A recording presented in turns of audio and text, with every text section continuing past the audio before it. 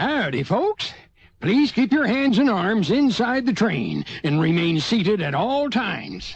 Now then, hang on to them hats and glasses, 'cause this here's the wildest ride in the wilderness. Wherever humans are found, there are going to be roller coasters. It's a universal constant. Wherever large populations of people, or even a minimal population of people, seem to spawn, large metal structures that are meant to send, sometimes wooden, are meant to send people at terminal velocities, seem to prop up. And that is no more true than right here in my home state of Florida. We are known to many people as the roller coaster capital. That's an unofficial name, but I'm coining it. We have so many parks down here. With us being a big tourist state, it's very common for people to come down here and enjoy our big three: the beaches, the crackheads, and the roller coasters. And the geriatric people, but that's less of a tourist point, so we don't really scream that from the rooftops, more from the bingo tables and retirement homes.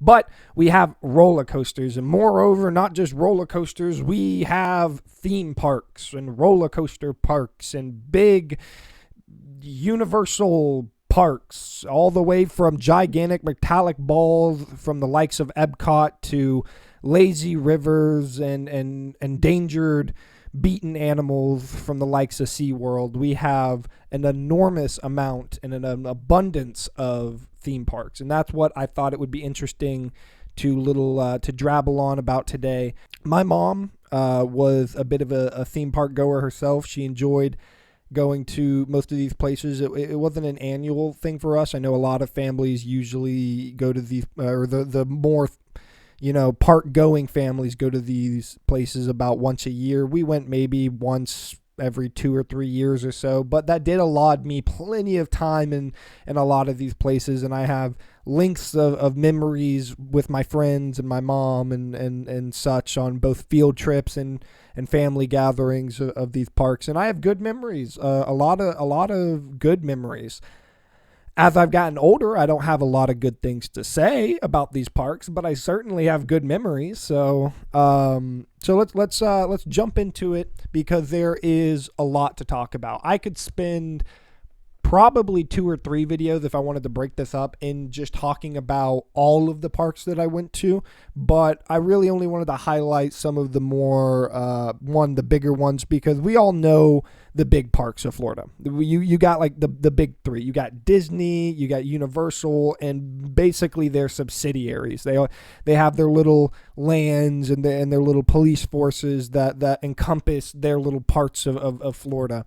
But there are the smaller parks that some people know, especially local Floridians, but some people, especially because of their entry into the news, the parks that is, people know of some of these parks and even come to Florida specifically for them. And those are being SeaWorld and Busch Gardens, 2 of the biggest, also in a parent corporation together, 2 of the biggest parks that aren't the big, Disney and Universal. So we're going to be going over those. We'll be going over Universal. We'll be going over one of Disney's subsidiaries, because that was a park that I did get to go to when I was back in high school. And we'll kind of gauge them. I'm gonna have a tier list, and I'm gonna put whether or not I'll be actually able to put it up on the screen. If I do, there it is. And if I don't, there's nothing on the screen. I'm pointing to it like a madman. But either way, we are going to be doing a point system, 1 out of 10, and just giving it the good old Malachi grinding gears of how I feel about these parks.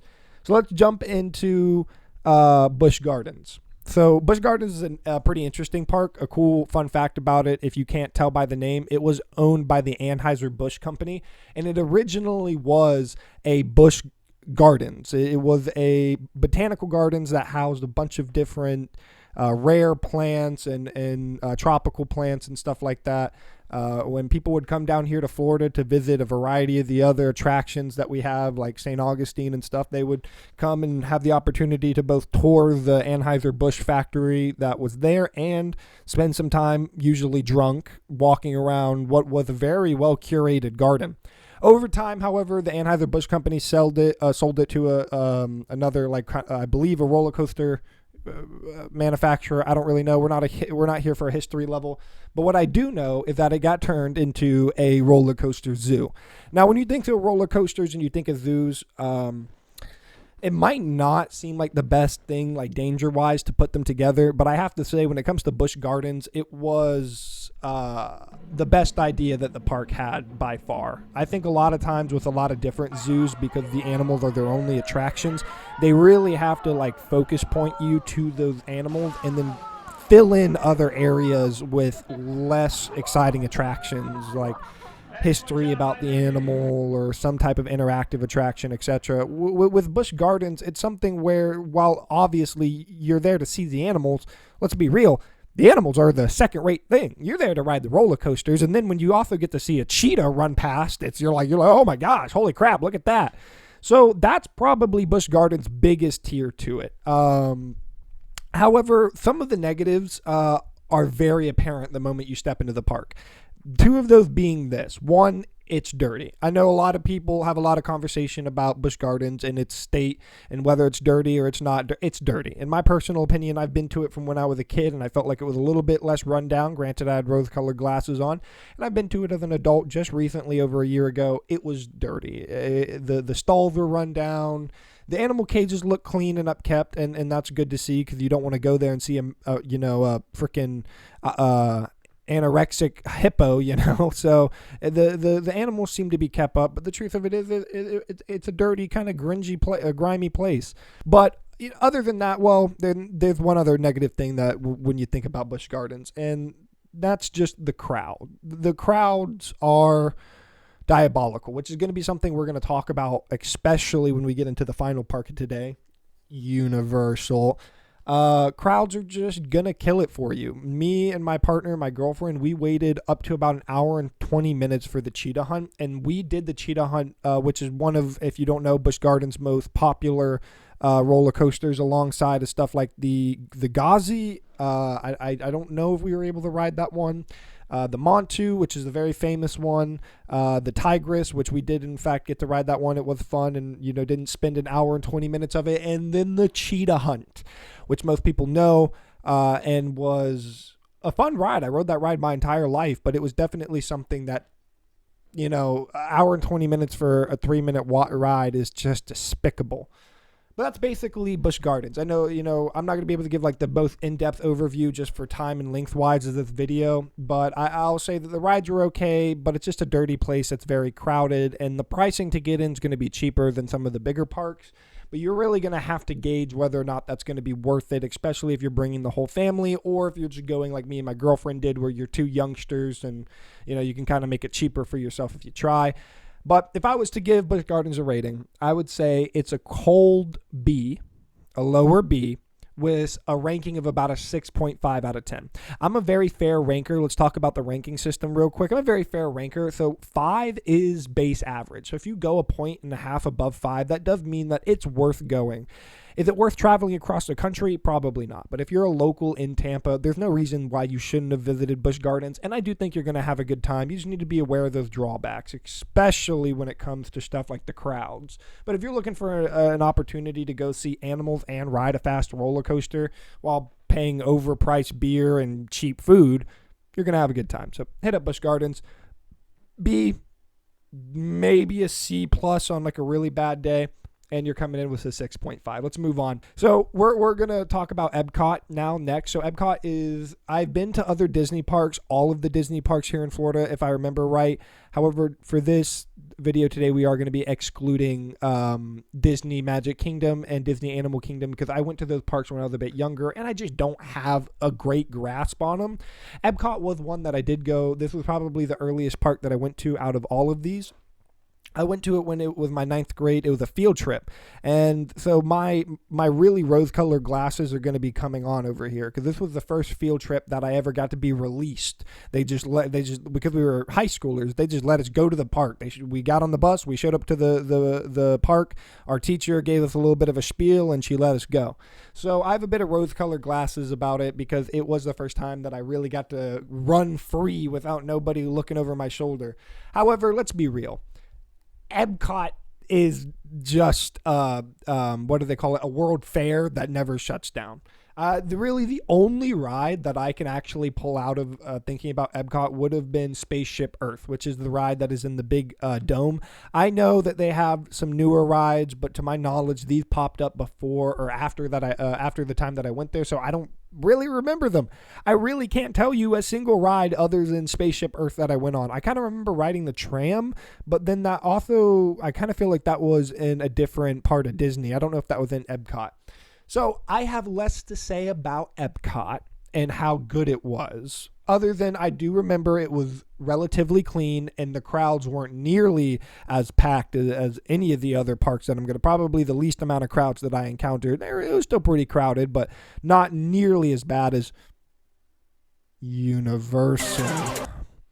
But I do remember one specific very funny tale that I wanted to tell about Epcot. So when we went to there, if anybody's been to the park, you'll know that they have that big fountain and river that flows all around the park. Well, we had, and I was a young freshman, I was an underclassman. We had an upperclassman, and I'm gonna call him Hawk Heasley. That was his name, Hawk Heasley. Well, Mr. Hawk was kind of a doofus. He was definitely the type of senior. And he thought it would have been funny if he would launch himself, Superman dive, into the Epcot lake to take a little bit of a swim.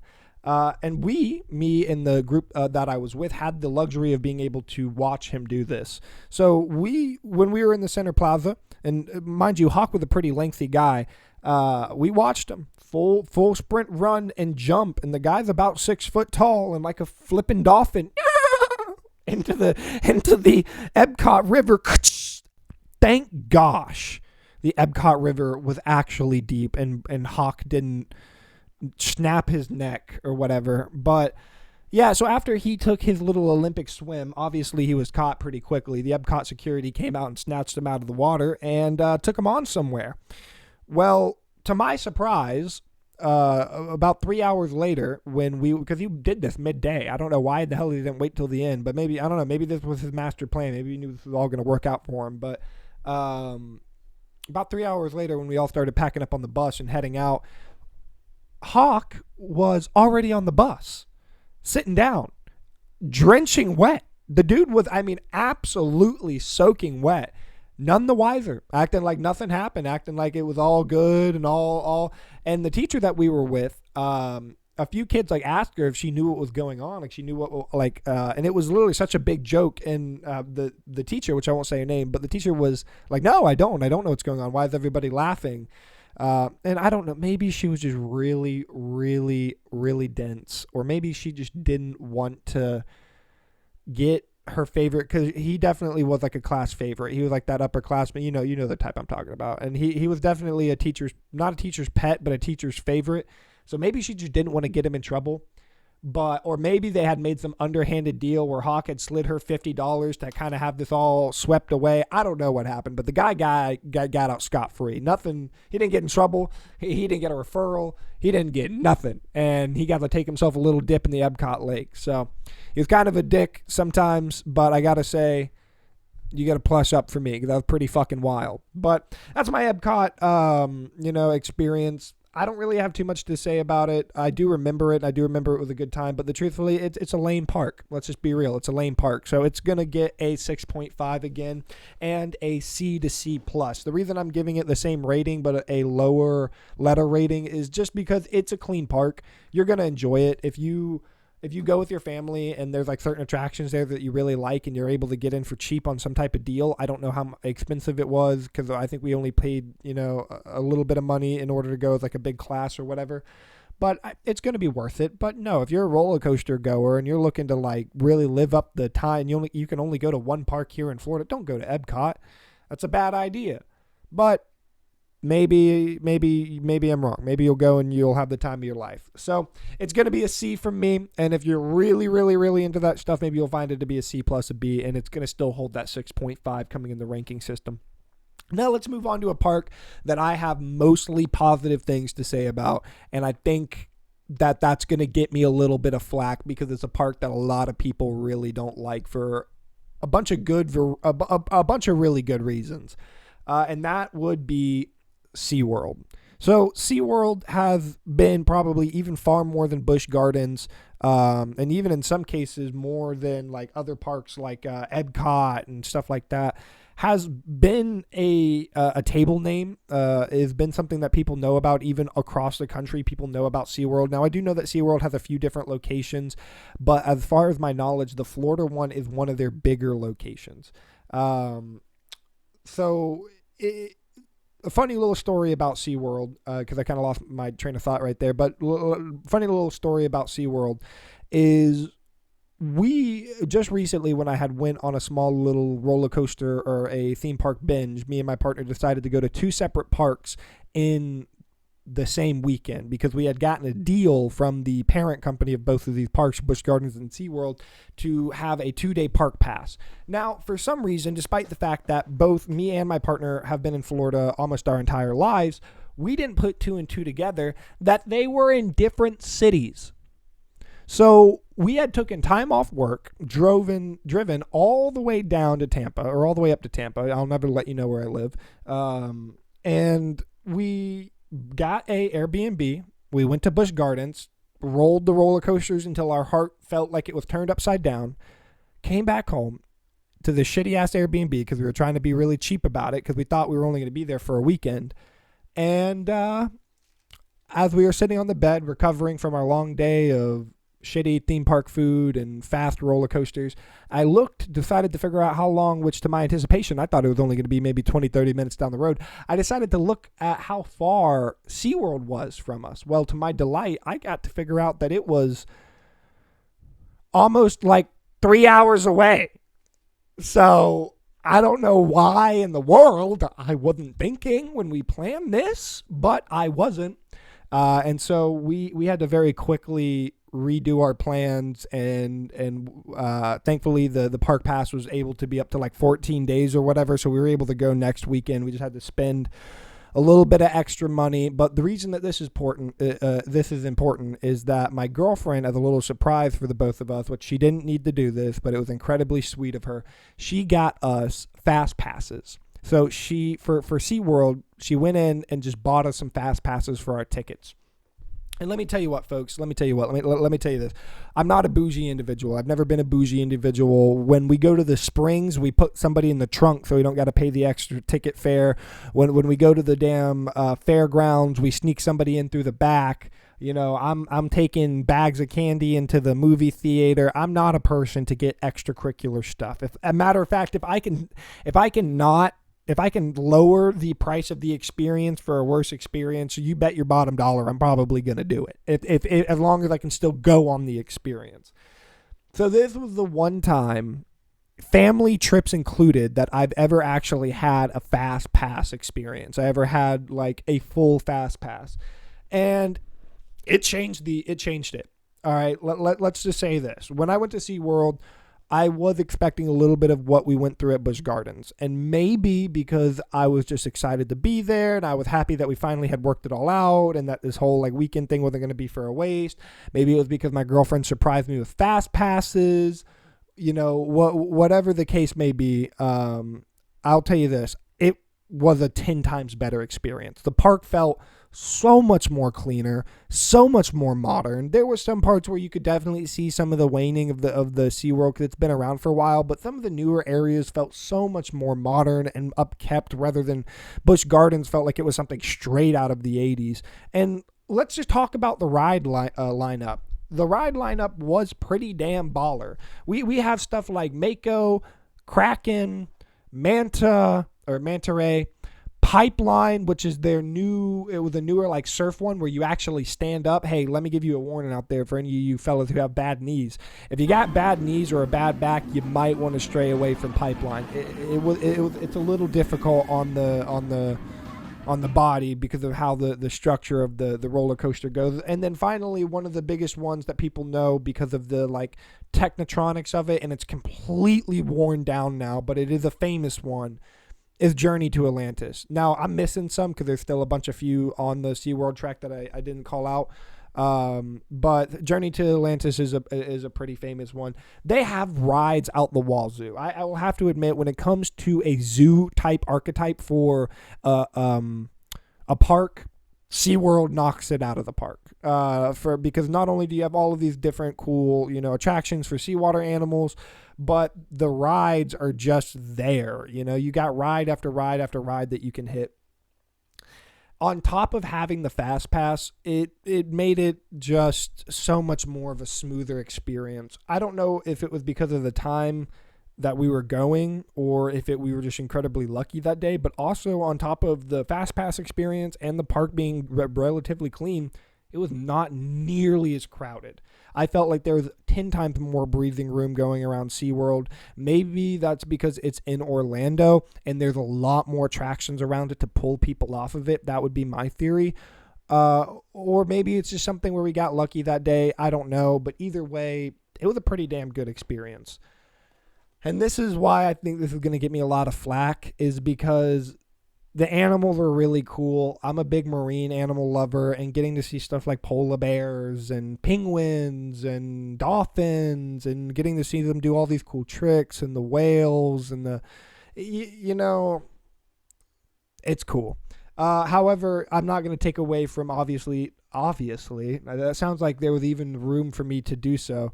But SeaWorld's not a great company. And there was always like that seed of this is a bad company when I was there. But, it was a celebration for me and my girlfriend's 21st birthday. And really the reason that we did it, who am I justifying myself to? You don't own me. I can do whatever I want. But that's SeaWorld. If I was going to give it a rating, 7.2. On maybe its best day, 7.5. It's still not breaking 8 for a variety of reasons: pricing, location, endangerment of animals, etc. However, is it probably the most fun I've had at a theme park out of all of these parks? Yes, undoubtedly. So as a personal scale, I'm giving it that 7.2. And it can firmly hold a B+. Maybe it would go to A if there was some very slight things changed. It could never touch S because I've never met a theme park yet that has been so breathtaking for me that I've been like, oh yeah, this is S tier. So it fits firmly into the B tier, with a B+ even if it's a good boy. And maybe if some things were changed, we could talk about giving it a day. But let's move on, folks. We've talked so far about a few different parks. We talked about Busch Gardens. We talked about Epcot. We talked about SeaWorld. Now we're going to talk about the final 2 parks of today, and we're going to be wrapping them in because they're under the same subsidiary or under the same parent company, which is Universal Theme Parks. We're talking Universal Studios, Epic Adventure, Islands of Adventure, etc. I've been to these parks 2 times in my life. These were the one parks that, honestly, rightfully so, my mom always strayed away from. My mom took me to Disney, I believe, once when I was a kid, and then my sister took me back again after my mom passed away. And then we had been to Busch Gardens a handful of times, quite a few times, probably about 3 or 4 times throughout my youth. And then we had been to SeaWorld probably about 2 times, once on a field trip, once, just because my mom wanted to go. So those were all parks that I had been to quite a bit. Even stuff like Disney and Animal Kingdom I had been to once, whereas Universal, never as a kid had I been. The first time that I went to Universal was my senior grad bash. It's a graduation bash where here in Florida, and I know that other states do it, and I think that even other states come down here to Florida to do it. I don't know exactly. Maybe they got their own places like Six Flags, etc. But grad bash for us is all of the seniors all across Florida, all the way from the Keys to Tallahassee, get brought down into Universal, and they open up the park all the way till it's supposed to be till like 1 or 2 o'clock in the morning. And only these seniors are allowed in. Only these kids are allowed to go in. And that was my first experience going to grad bash.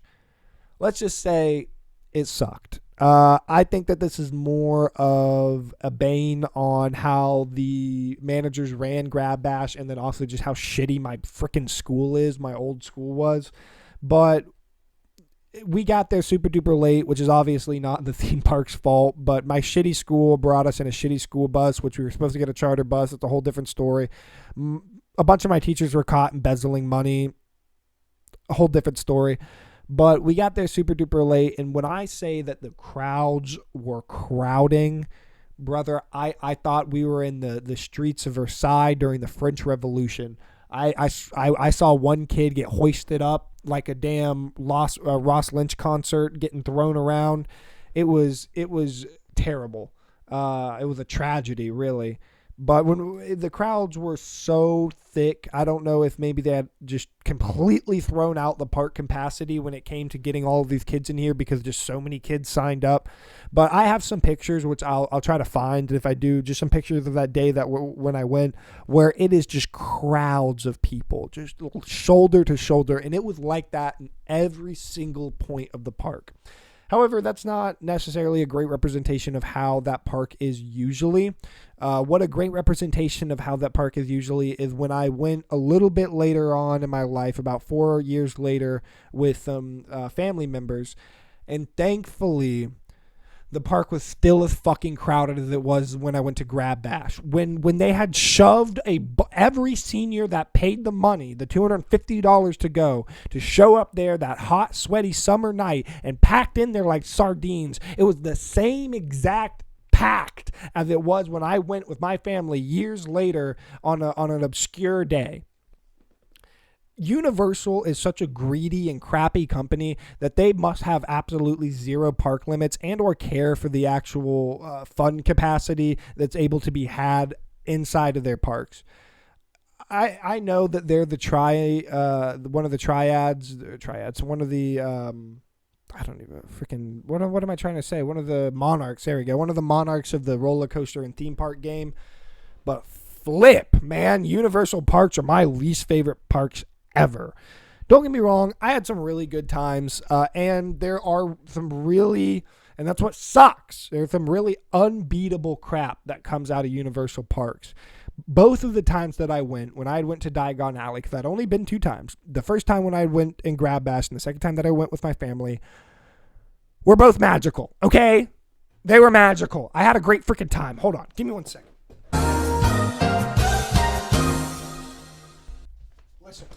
Remember what I said earlier about not buying extracurricular stuff and never paying for something that you don't need, and even going under and beyond to not go and get stuff? Well, hopefully this shows you how magical I felt when I showed up in freaking Diagon Alley. You best better believe I went to the damn wand shop and I bought myself a wand, okay? I bought myself a wand. Damn right I did, because I wanted to feel like a wizard. When I was young, I had watched all of the Harry Potter movies when I was really, really high. All of my friends got together when we were teenagers. We smoked a bunch of weed, and then we watched the Harry Potter movies all together in one big shot, and it was a magical experience. And from that moment on, I fell in love with Harry Potter. And so, obviously, Universal, hibbity-hobbity-hoo, I'm going to turn your ass into a... But, obviously, Universal has some really cool parts about it. The dragon that's in top of Diagon Alley shooting out fire, awesome! Now, you go to the other side of the park, and they have Hogwarts, and you got the Bank of Hogwarts, or actually, I think that's in Diagon Alley still. But you got Hagrid's motorcycle ride, and you can go walk around the castle and stuff like that. We went and did the castle ride as well. Dude, that stuff is so freaking cool, dude. Now, I'm a big Star Wars fan as well, and I probably imagine that if you go to the Star Wars thing, it's much of the same to a degree, maybe not as like fantastical as the Harry Potter stuff, because they had been working on the Harry Potter stuff for a while. But point being, even still, it's pretty damn cool. I also had some butter beer. I had some delicious butter beer. I should have brought that out as well. I got a butter beer can or a mug, that I keep in my freezer. And those mugs are actually pretty elite because they're made out of steel, and there's something where you can put in your freezer and kind of use it as like a frosty mug. So pretty wicked there. But I know I'm talking a lot of good stuff about Universal, but the truth of it is, folks, is that it's completely muted. Because, yes, did I feel really cool buying from Ollivander's wand shop and getting my own personal wand? It was just a Gen 1 wand, by the way. I bought the cheapest one they could give me. Yeah, I felt cool. But the moment that I'm surrounded by freaking, which they deserve it way more than I do. Let that be known right now. All of the little kids that were there, I didn't push. Every time a little kid wanted to do a little wand thing, I always stepped out of the way. because it's for kids and it's for families, and most of this stuff is going to be occupied by large hordes of these families. I got some more pictures that I might throw up on the screen, just kind of depicting, all of the magicness that really is there and that you can experience. That's very heavily muted by the large, deafening crowds and screams and cries of young children, which by all means, they deserve to be there and feel that sense of wonder more than I do, because that's their land. That's their land of fun. My time has passed. How many times do we have to teach you this lesson, old man? I love the young people. But nevertheless, man, it's fucking exhausting. Especially when you pay a whole bunch of money to be there. And I'll tell you this, even when it's grab bash, even when you're going and you're only surrounded by your pupils, you're only surrounded by the people your age, it still sucks. Because it's so damn overpriced. Here, before we get out of here today, because I got about 2 more things that I want to talk about. Before we get off the Universal topic, let me tell you about the experience I had at Grab Bash trying to get some damn food. So after riding some rides and stuff like that, admittedly having somewhat of a decent time, the Red Rocket was really fun. That was one of my favorite rides there. We went to go get some food at the Jurassic Park area. And the food that they served us, brother, I broke into my chicken and it was raw. I'm not kidding. I'm not kidding you. It was raw. And the lines to get back up to get some, which I did end up going and getting some new food. I just had to butt in front of somebody and ask for some new chicken, which the food that they served us was so god-awful and garbage that half of the kids there, when we got back on the bus, were moaning like it was a damn band of starving monks, because most of the kids just threw their food out and just didn't eat it. And the ones of us who weren't moaning because they had actually guzzled down whatever slop they were fed by Universal were the ranch on pizza type of kids, if you know what I'm saying. So flip you, Universal, for doing that to me, because y'all suck. And I didn't realize how bad it sucked until I had went back later on with my family and we had some food and stuff like that, which I was having PTSD. I was like, oh, we can't go here. We can't go here. And they were like, no, because we went and ate at the dinosaur area. They're like, no, it's going to be fine. It's going to be okay. Sure enough, it was fine. It was okay. The food was all right. I mean, it wasn't great, but it was not the cafeteria slop that was fed to damn jail sentences that I got back in Grab Bash. So Universal, screw you. But yeah, I rode quite a few rides there, stuff like Hagrid's motorcycle ride, the Hulk. I got to ride the Hulk. Obviously, the Hulk was really cool. The E.T. ride was impressive. That's one of those ones where, you're not really going to be really super duper wowed about it because it's not a fast ride. It's a dark ride, obviously. But getting to go through it and stuff like that was pretty interesting. Same thing with the Mummy. They're basically on the same kind of on the vibe right there. And then finally, one of my favorite rides of all time, because it has one of the best walkthrough sequences, would be the Harry Potter bank ride, where you get to go through like the downstairs of the bank, and then it leads you to this big kind of like dark ride or visual ride where you get to see the dome and stuff like that. Probably my most favorite ride there, alongside of the Hogwarts magical or the Hogwarts motorcycle ride. But that's pretty much it. I would have to say that Universal sucks, and it would be catching a good 3 to 4 out of 10, and it would also be pulling in a C- to a D. I, again, do not have as much time as I necessarily want to go through and elaborate on why this sucks so bad. So just know that it's overpriced, overcrowded, overhyped, and personally something where they will gyp you. However, and this is what I mean by not having enough time to elaborate on things, but I did a little bit. I just didn't do it fully. However, one of the best parts of Universal will be the theming. You want to go sit in Moe's Bar? Well, they got a Moe's Bar. You want to go to freaking Hogwarts? Well, you can go to Hogwarts. So the theming there is probably going to be the best out of all of the parks that we talked about today, barring like Disney, Magical Kingdom, but I didn't really talk about them. Nevertheless, not for me.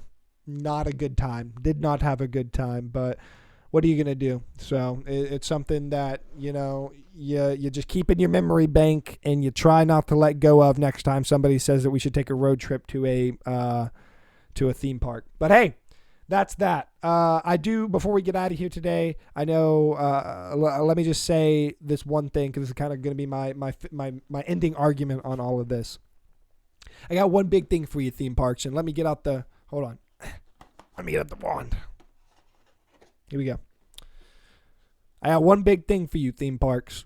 If you want to fix everything that I talked about today, all the way from the dirtiness to the rundown to the crowded to the overpricing, well, maybe not the overpricing. That actually might make the pricing worse, but bar the overpricing, the crappy rides. And one thing I didn't talk about was a lot of rides being shut down. That was a big problem of Busch Gardens and SeaWorld. So rides being shut down. If you want to avoid all of this, all of this that I have here on my paper of mine, limit how... I'm sorry. I'm an adult. I need to calm down. Limit how many people you allow in your park in a given day. Oh, and I don't just mean park capacity. You know what I mean. I mean, figure out what is the most ergonomic and what's the most ergonomic way to get as many people into the park and it not be crowded. I kind of said that in a weird way, but you know what I mean. What's the most amount of people that we can get into the park with it still being moderately to fairly enjoyable?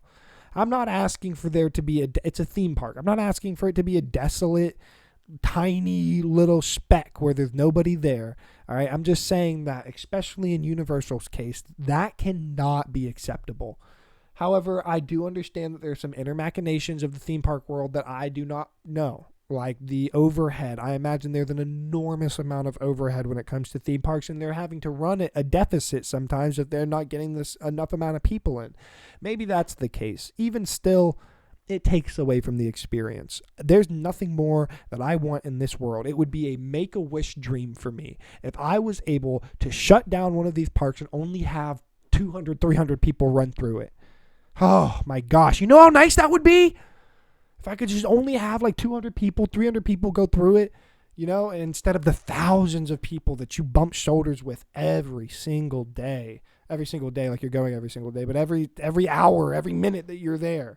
That's what would fix these theme parks. Every issue that I've talked about so far would probably be summed up in, if there wasn't as many people, it wouldn't be this bad. So what are you going to do? But I have some bad news for you all, and this is the truth. And this is why I say that when it comes to theme parks, if you've never been, go once, have a good time, maybe go twice, so that you can really, feel the experience. Never go 3 times. Never go. Never go again. Just pick something else, figure out something else to do, and go do that. Never go and do a theme park more than twice, because the truth of it is that you're wasting money for an experience that is just so overhyped and gouging you. It's gouging you for what you're getting to go experience. Obviously, roller coasters are cool and they're always going to be cool, but how these parks get shit done, it's not very cool. That's all I really got to say about it. Obviously, I've been to a bunch of different parks around Florida. I'm going to stop waving this in your face now. I'm sure that has completely unfocused the camera. I didn't even think about that. Hello, am I here? Am I there? I bet I'm completely unfocusing the camera. My Lord. Either way, I've been to a lot of different theme parks in Florida, but these were the ones that I wanted to talk about because these are the ones that I actually have experiences with. But I've been to smaller parks and stuff like that. I've been to Disney, Magic Kingdom, Animal Kingdom. I've been to stuff like Adventure Islands and stuff. I think that's what it's called, like those like kind of smaller little theme parks. But these are the ones where I really had some stuff to say about them. And I've been thinking about making a theme park video, or making a video about theme parks for a little bit, and it really came to coalition. I don't freaking know. Came to fruition. Thank you. When I was just thinking about how many theme parks I've been throughout my life. So one thing that I forgot to say at the beginning of this video is to make sure that you are liking and subscribing. I know that when you're coming across these are very long platformed videos, so getting to this point where I'm asking you to like and subscribe is most likely not the case, but nevertheless, it's something that, of course, helps the video and the channel out extremely. It's also something that shows support to me. It means a lot to me. If you're interested in what we got coming on and hopefully getting onto the channel, I want to do a video about that 70s show. I want to do kind of a retrospective about it. I don't know exactly where I want to place it yet, but I'm thinking that's going to be my next video, and that's going to be a pretty big project. It's going to be something that might even be an hour long, full of editing and full of videos and full of all of that good stuff. And I'm going to do the same with this video as well. So stay tuned for that. I hope you enjoyed somewhat about me talking about my experiences at these theme parks, and maybe they've enticed you to go and check them out, or maybe I've enticed you to do something else with your vacation come this summer. Nevertheless, we are Mr. Podigy. Me and you. I'll catch you in the next video. Bye-bye.